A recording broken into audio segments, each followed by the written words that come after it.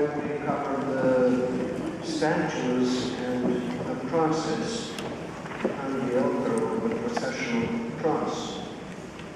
Well, it's a long story, but basically it's an ancient tradition that has to do with our getting closer to Easter, to the Paschal mystery, to the passion and death of Jesus Christ. The crosses will be unveiled on Friday. Actually, the week we begin today used to be called the first week of the Passion of the Lord. We are invited to meditate more on His suffering for our redemption. Let me try to help you with that by presenting the image, the weeping Christ. I will use a poem and then a story. First, the poem written in England by Stuart Kennedy, Indifference. It has a reference to Birmingham, but we could replace this city name with any city, with, let's say, Washington or Rockville. So the poem.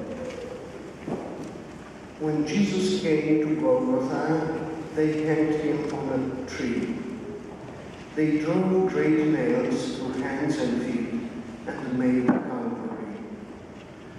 They crowned him a crown of thorns. Red were his wounds and deep, for those were cruel and cruel days. The human flesh was cheap. When Jesus came to Birmingham, they simply passed him by. They never heard a hair of him. They only let him die. For men had grown more tender, and they wouldn't give him pain. They only just passed down the street and left him in the rain.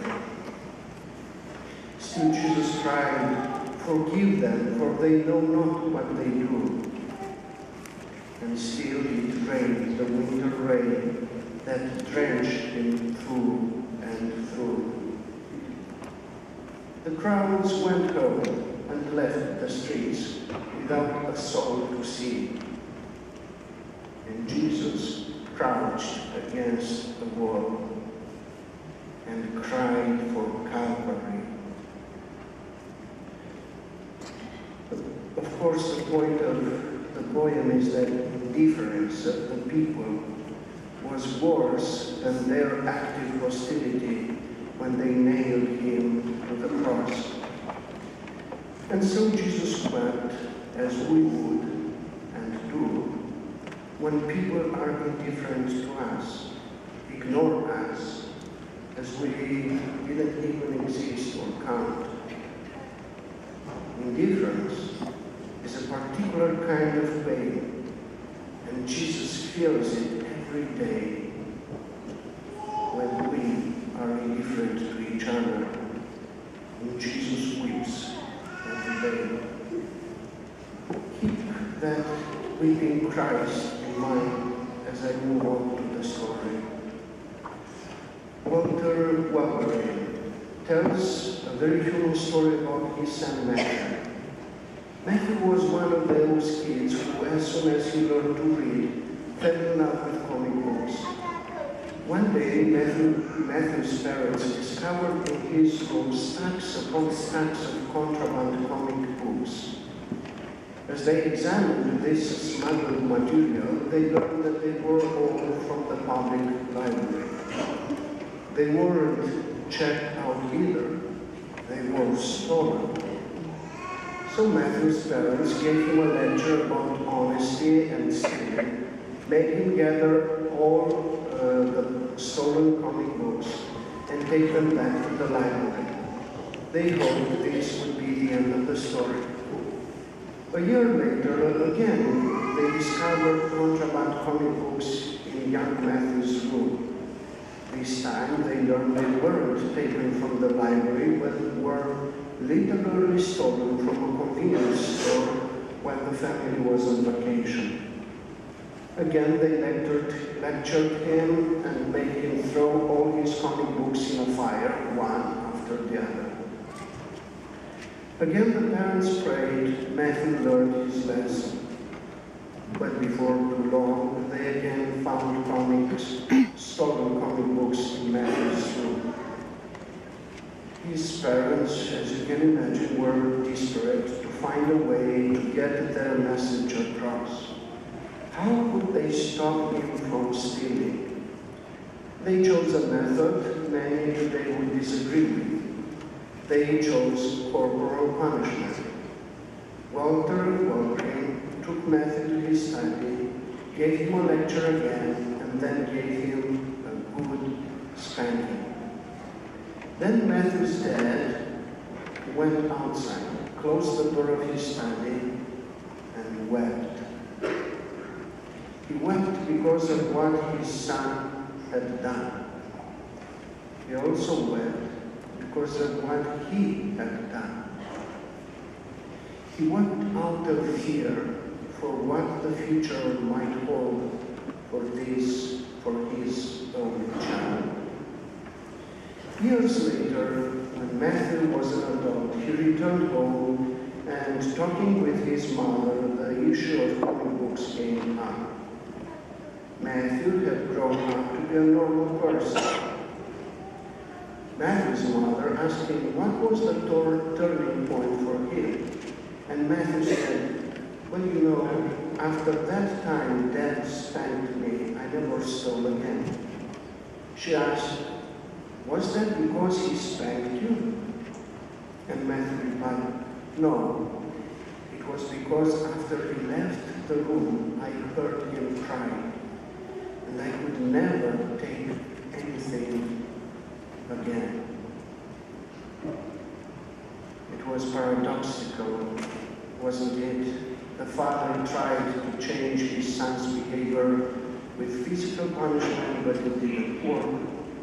He accidentally showed his love with tears to his son, and that touched him and changed his behavior. Punishment can force people to obey, but in many cases cannot change their hearts. Only love can change people.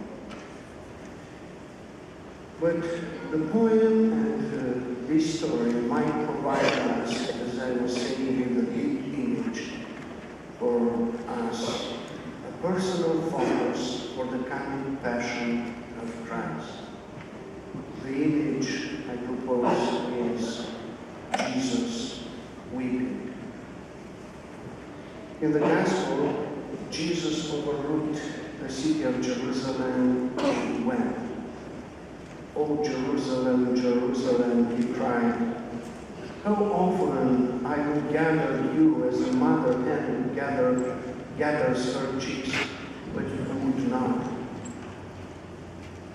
He wept too when his friend Lazarus died.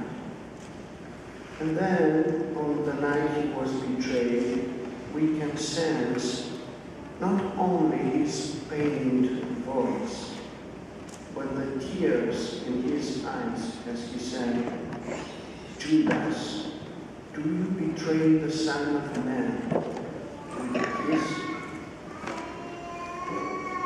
So I suggest that this image of the weeping Christ might be ours for the rest of the Lent that we have before us. It will remind us that what we do for Lent, whatever we surrender is not for its own sake or for our self-improvement.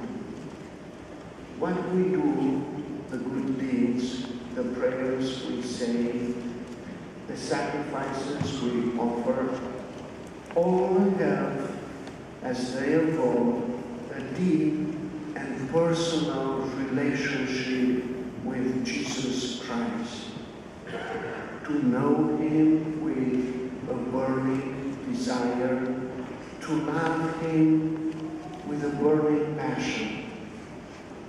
That's why the image of weeping Jesus places Jesus at the center of our lives as a friend and a lover. The fact of weeping tells us that Jesus is someone with feelings, someone who cares enough to be pained by his friends, by what his friends do. That's us. He is someone who is highly vulnerable because of his love for us. He's vulnerable to our betrayals that quite reduce him to tears. For he weeps over our version of stealing comic books. He doesn't like what it is making us become and the hurt we are giving each other. Like Walter in the story, Jesus cries not from hatred of his son, but from love. So the weeping Christ becomes our mental image to take along on the remaining days of Lent. If we contemplate the weeping Christ long enough, we will turn away from our sin, from whatever wrong we are doing. It won't be because of fear of spending. It will be because we hear